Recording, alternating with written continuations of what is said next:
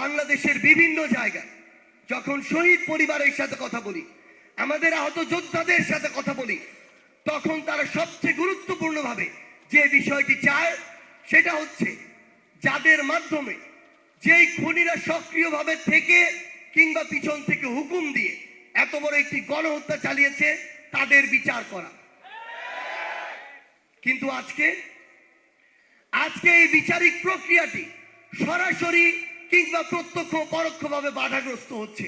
Bangladesh police এমন একটি প্রতিষ্ঠান, এই প্রতিষ্ঠানটি যদি তাদের ওই পোশাকের যে শপথ সেই শপথকে সামনে রেখে চলে, তাহলে আমরা মনে করি দেশের মাঠ পর্যায়ের অর্ধেক সমস্যা অটোমেটিক সমাধান হয়ে যায়। যারা এখনো বিন্দু মাত্র নিজের আত্মসম্মান নিয়ে চিন্তা করছে না, যারা এখনো এই অভ্যুত্থান পরবর্তী সময়ে নিজেদেরকে বিভিন্ন মতের কাছে, দলের কাছে, গোষ্ঠীর কাছে সঁপে দিচ্ছে, তারা আজকের কথা চিন্তা করছে না, তারা চিন্তা করছে আগামীতে কে তাদেরকে ফেভার করে একটি ভালো চেয়ারে বসাতে পারবে।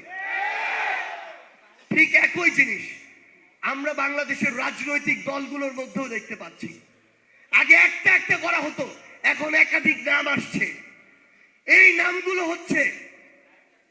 নামগুলো তাদের জায়গা থেকে কি করছে, আওয়ামী লীগের বিভিন্ন দোসর যারা মাঠ পর্যায়ে, থানা পর্যায়ে, জেলা পর্যায়ে, জাতীয় পর্যায়ে খুনি হাসিনাকে পেট্রোলাইজ করেছে, তাদেরকে বিভিন্ন রাজনৈতিক দলের বিভিন্ন নেতারা প্রত্যক্ষ মদদে হয় টাকার বিনিময়ে, না হয় ম্যান পাওয়ার সাপ্লাইয়ের বিনিময়ে তাদেরকে প্রোটেকশন দিচ্ছে।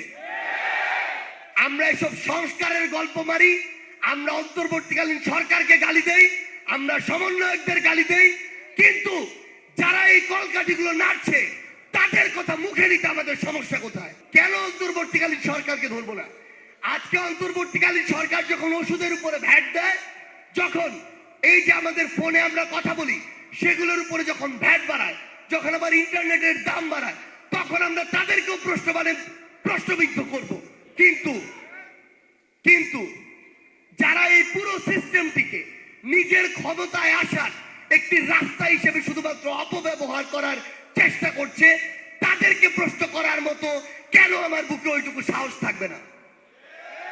আমরা কি এই সাহস দিয়ে অভ্যুত্থান করেছিলাম? আমরা আপনাদেরকে শুধু একটি কথাই বলি, এই কথাগুলো আমরা যদি আজকে স্পষ্ট করে না বলতে পারি, ওই একই সিস্টেম ভিন্ন কোনো ভাবে আবার বাংলাদেশের মানুষের সামনে আসবে। বিগত 16 বছরে আমরা চাঁদাবাজি নিয়ে অতিষ্ঠ ছিলাম, আজকে কি চাঁদাবাজি হচ্ছে না? আজকে কি বিভিন্ন জায়গায় সিন্ডিকেট হচ্ছে না? এই সিন্ডিকেট গুলো অন্তর্বর্তীকালীন সরকারের উপদেষ্টারা করছে। যদি করে থাকে তাদের কথাও সামনে বলে থাকুন, কিন্তু যদি না করে যারা করছে তাদের কথা কেন আমরা বলছি না? আমরা যদি এগুলো না বলতে পারি, তাহলে সরকারকে যত কিছুই বলি না কেন, এই রাষ্ট্রের প্রত্যাশিত যে সংস্কার সেটি কোনোদিনও সম্ভব নয়। আমরা আমাদের জায়গা থেকে নিজের কাজ করব না, আর গালি দিব হয় অন্তর্বর্তীকালীন সরকার, না হয় সমন্বয়ক, না হয় উপদেষ্টা, কোনো লাভ নাই। পুরো বাংলাদেশে আমরা যে কাঙ্ক্ষিত সংস্কারটি প্রত্যাশা করি, তার জন্য সবচেয়ে গুরুত্বপূর্ণ ভূমিকা পালন করতে হবে বাংলাদেশের বর্তমান যে রাজনৈতিক দলগুলো রয়েছে তাদেরকে। যদি তাদের এই সদিচ্ছা না থাকে, অন্তর্বর্তীকালীন সরকার কেন, তাদেরকেও যদি শেখ হাসিনা 16 বছর ছিল, তাদেরকেও 32 বছর দিল এই বাংলাদেশের কাঙ্ক্ষিত সংস্কার সম্ভব না। প্রত্যেকটি সরকারি কর্মকর্তা কর্মচারী তাদের জায়গা থেকে শুধু ব্যক্তিগত সুবিধা নিয়ে ব্যস্ত, প্রত্যেকটি রাজনৈতিক দল তাদের শুধুমাত্র ব্যক্তিগত এবং রাজনৈতিক দলের সুবিধা নিয়ে ব্যস্ত। বাংলাদেশ এবং বাংলাদেশের মানুষের কথা যে চিন্তা করতে হবে, এটি এখন পর্যন্ত কেউ প্রায়োরিটি লিস্টের একে আনতে পারেনি। এই খুনি শেখ হাসিনার দোসররা প্রশাসনকে কিভাবে ব্যবহার করে মুফতি মোহাম্মদ জসিমউদ্দিন রহমানীকে আনসারুল্লাহ বাংলা টিমের একজন সদস্য এবং লিডার বানিয়েছেন, যার অস্তিত্ব বাংলাদেশে কোনোদিন ছিলই না। আজকে আমার দেশ পত্রিকায় তার বিস্তারিত এসেছে। তার পরিবারের 32 জন সদস্যকে একদিনে তুলে নিয়ে যাওয়া হয়। খুনি শেখ হাসিনা তার পরিবার আর 75 নিয়ে কান্না করতে করতে চোখ ভিজিয়ে দিয়েছে, কিন্তু এই খুনি হাসিনায় বিগত 16 বছরে হাজার হাজার পরিবারকে বাংলাদেশের মাটি থেকে নিশ্চিহ্ন করে দিয়েছে। এই খুনি হাসিনা একদিনে খুনি হাসিনা হয়নি। এই খুনি হাসিনা হয়ে ওঠার যদি গ্রাফ দেখেন, 9 সাল থেকে শুরু করে প্রত্যেক বছর ধীরে ধীরে বেড়েছে।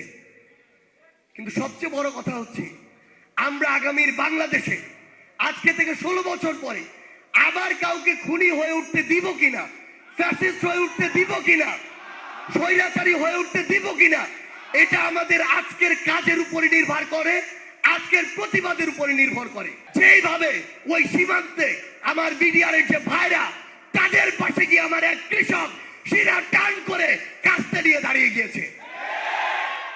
ওই দিন দেখে আওয়ামী লীগের দোসর কামরুল কোর্টে বলে তাকে যখন 1 তলা থেকে 4 তলাতে উঠানো হচ্ছে, সে বলে তার সাথে কেন ইত্রাবি করা হচ্ছে। এই কামরুলের মতো ইতররা বাংলাদেশের হাজার হাজার মানুষকে এভাবেই সারা জীবন বছরের পর বছর অপদস্থ করেছে, মিথ্যা মামলা হয়রানি করেছে। এই কামরুলরা যখন লিফটে উঠতে যায় তখন লিফট বন্ধ হয়ে যায়, কারণ এই কামরুলরা ওই লিফটের টাকাও চুরি করে খেয়েছে। কিন্তু এখন এই বাংলাদেশে আমরা যদি তাই হতে দেই তাহলে এর ফল হয়তো আমরা আজকে পাবো না, কিন্তু 2, 4, 5, 10 বছর পরে আবার আমাদেরকে পেতে হবে। আমরা শুধু আপনাদেরকে একটি কথাই বলি, আমরা কাউকে ছাড় দিব না, কোন উপদেষ্টাকে না, অন্তর্বর্তীকালীন সরকারকে না, কোন সমন্বয়ককে না, কোন রাজনৈতিক দলকেও না।